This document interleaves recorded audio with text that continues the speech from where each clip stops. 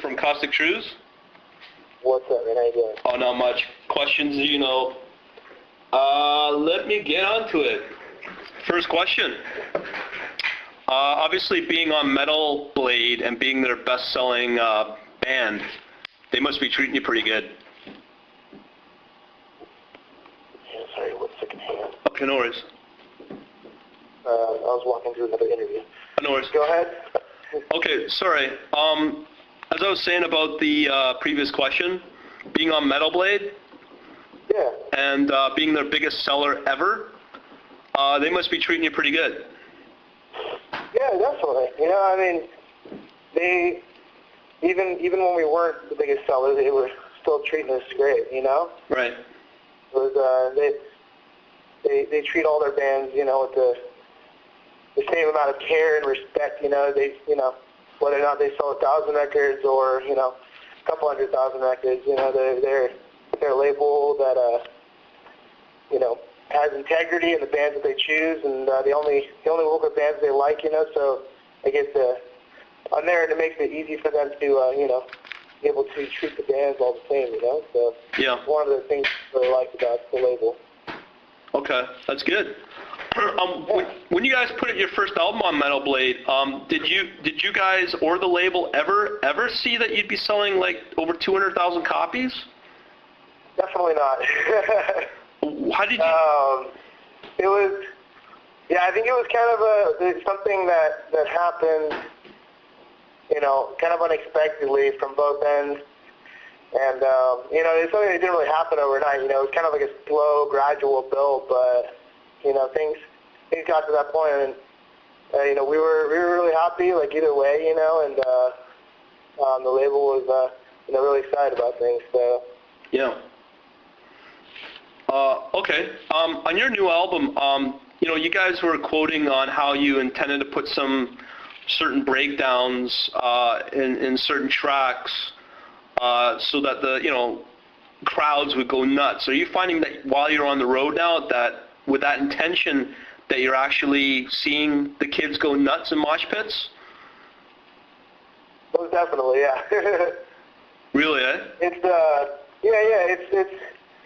one of those things, we don't just throw like a breakdown in any song just because I don't know, just because we want it to be heavy or whatever. We write it as part of the song, and like making a good song, like if you listen to the record, and there's a lot of songs that are very as far as arrangement goes, very like old school type metal, and sometimes breakdowns don't fit in those songs, so we put the breakdowns and the heavier parts like in there when they fit, not just to have a mosh part, but so.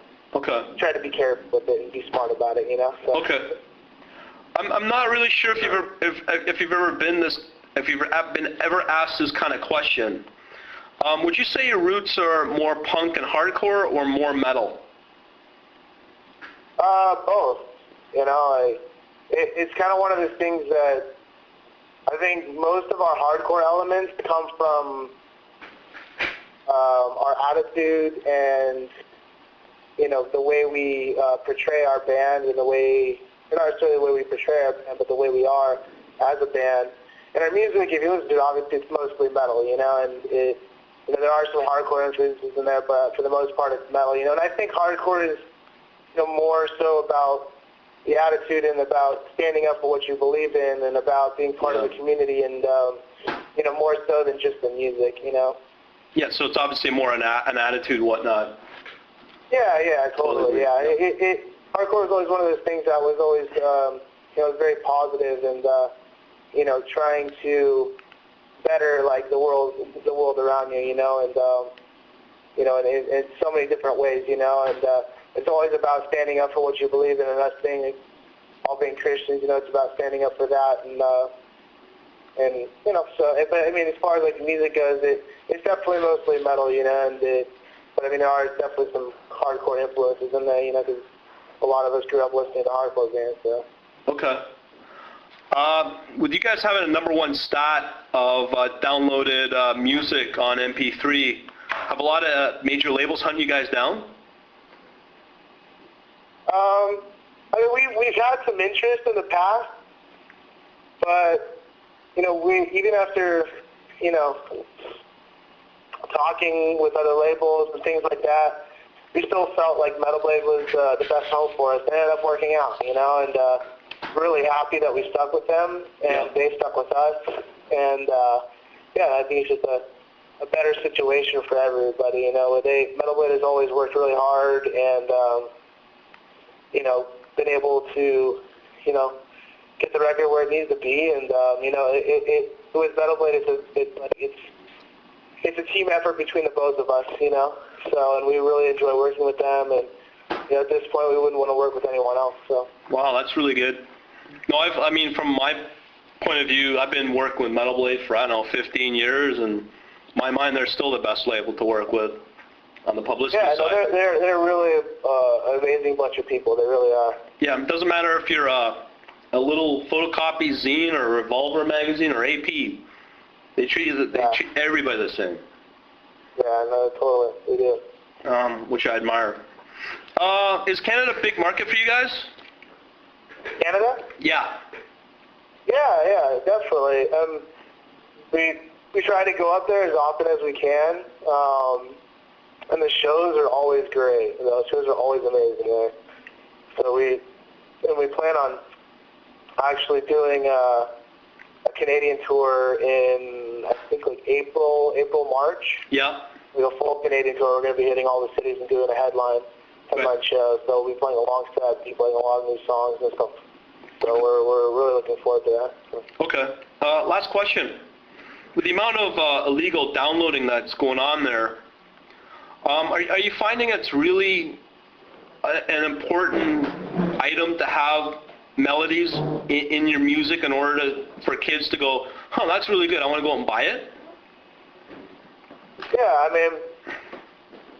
I don't really think it matters what style of music you are, like whether or not the kids are going to buy a record. Like, if kids are old enough to have a computer, they're old enough to burn a CD, you know what I mean? Whether or not, like, they listen to Britney Spears or they listen to Cannibal Corpse, you know what I mean? It's just like, if people are going to download, they're going to download, And for us, like, the most important thing is for our music to be heard, and obviously, like, bands, like, in order to survive on the road, like, have to be able to sell records,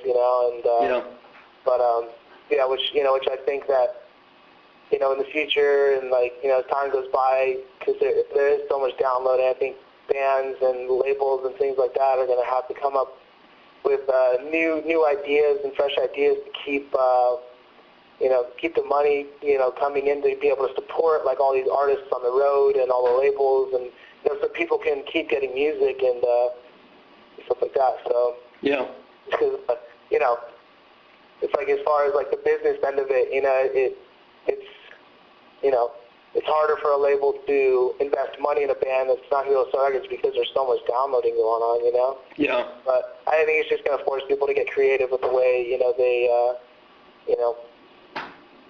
they make their money and stuff. So yeah. Keep the bands on the road and keep everybody surviving, Yes, but as you said, touring is now becoming a very important component of that to keep, for albums to sell, to get those bands exposed and get indirectly those albums exposed, I guess. Yeah, totally. And I think, like, touring is really important for bands like us that aren't on the radio. Right. It's just because no, besides the internet, there's no other way to be able to hear our music. It's more for, like, playing festival tours and playing in front of new people, and capturing the audiences there, as opposed to, like, being played on all the rock radio stations, So I think for bands that aren't necessarily, like, radio friendly, like, yeah, I think it's more important for those bands to be on the road and be touring all the time, So. Okay. Well, that's it for me, man. Cool, man. Appreciate all the time. Yeah, no worries. We'll take care of you. Thanks. Same with you. Bye. All right, see ya.